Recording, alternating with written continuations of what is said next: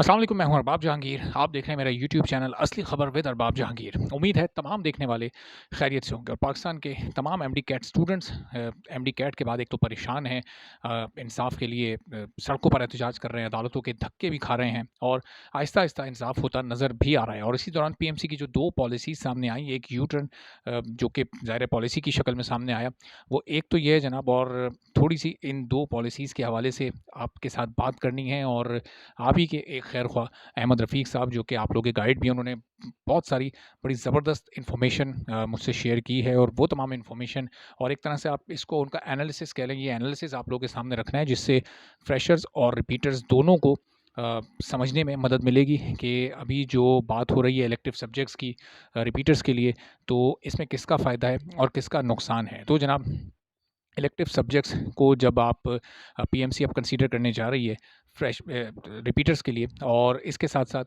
जो MD cat है, जो रिज़ल्ट उसकी वैलिडिटी है रिज़ल्ट की, वो अब 2 साल तक उसकी वैलिडिटी का ऐलान किया गया है। और वो स्टूडेंट जो कि पिछले साल 65% या इससे अबव मार्क्स लेकर आए थे एमडी कैट में, उनके लिए ये रिज़ल्ट वैलिड है, उससे कम पर ये रिज़ल्ट वैलिड नहीं है। और फिर उनके सिर्फ इलेक्टिव सब्जेक्ट्स को जब कंसीडर किया जाएगा, तो आपको ये पता है कि जो एडमिशन का एग्रीगेट फार्मूला होता है, 10% मैट्रिक मार्क्स, 50% एमडी कैट और 40% एफएससी। तो जब एफएससी के आपके जो इलेक्टिव सब्जेक्ट्स काउंट होंगे, तो आप ये देखें कि सिर्फ इलेक्टिव सब्जेक्ट्स का जो टोटल बनता है, ये अहमद रफ़ीक साहब ने जो इन्फॉर्मेशन शेयर की है, मैं वो तमाम आपसे शेयर कर रहा हूँ, उसी की बुनियाद पर बात कर रहा हूँ। और ये बड़ा शुक्रिया भी मैं उनका अदा करता हूँ कि ये इतनी ज़बरदस्त उन्होंने इन्फॉर्मेशन शेयर की। तो ये आप देखें कि 600 मार्क्स बनते हैं उसके सिर्फ इलेक्टिव सब्जेक्ट्स के, तो ये 15 मार्क्स पर एग्रीगेट परसेंट बनता है, यानी 15 मार्क्स का 1% बनता है एग्रीगेट फार्मूले के मुताबिक, जो कि 40% इसका होना है। तो आप ये देखें कि आमतौर पर ये देखा जाता है कि जो इलेक्टिव मार्क्स हैं, चूँकि साइंस सब्जेक्ट्स के होते हैं, उसमें पूरे मार्क्स भी आप अवेल कर सकते हैं। तो वो बहुत सारे स्टूडेंट्स के कुछ के 585 होंगे, किसी के 570 होंगे, किसी के 555 होंगे। तो उसी के मुताबिक उसको आप ये देखें मार्क्स मिलेंगे। 585 वाले को 39% मार्क्स मिल जाएंगे, 570 वाले को 38% मिलेंगे। इसी तरह आप 15 मार्क्स आप और कम कर लें, तो ये आप खुद से अंदाज़ा लगा सकते हैं कि किसको कितने मार्क्स मिल सकेंगे। अब इसी तरह जब हम आते हैं फुल मार्क्स पर, ज़ाहिर है जो फ्रेशर्स हैं उनके लिए फुल मार्क्स कंसीडर हो रहे हैं, उनके टोटल मार्क्स हैं 1100।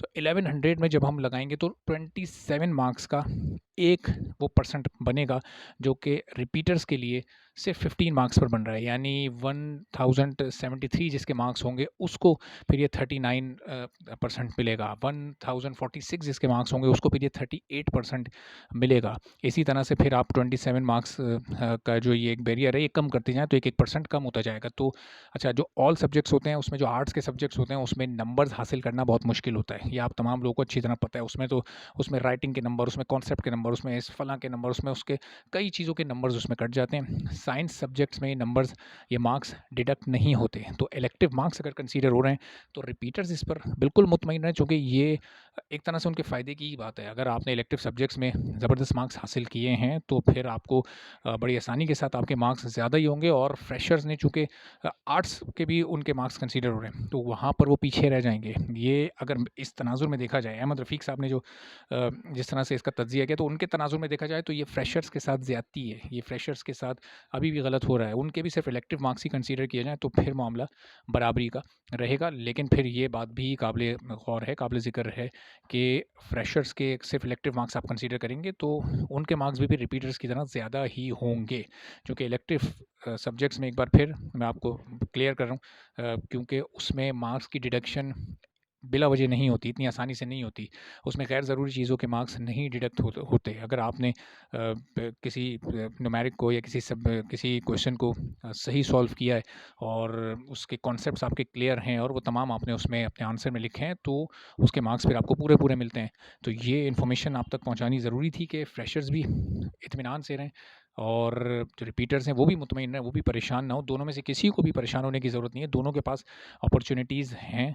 और उसी को अभी तो फ़िलहाल जो ये कोर्ट का मैटर और जो प्रोटेस्ट वगैरह चल रहा है, ये भी इस पर भी साथ-साथ काम करते रहें, और फिर जो रिपीटर या फ्रेशर वाले मामले पर डिवाइड ना हो, एक रहें, यूनिटी रखें। इंशाअल्लाह ताला सबके साथ अल्लाह ताला बेहतर करेगा। इजाज़त दीजिए, अल्लाह हाफ़िज़।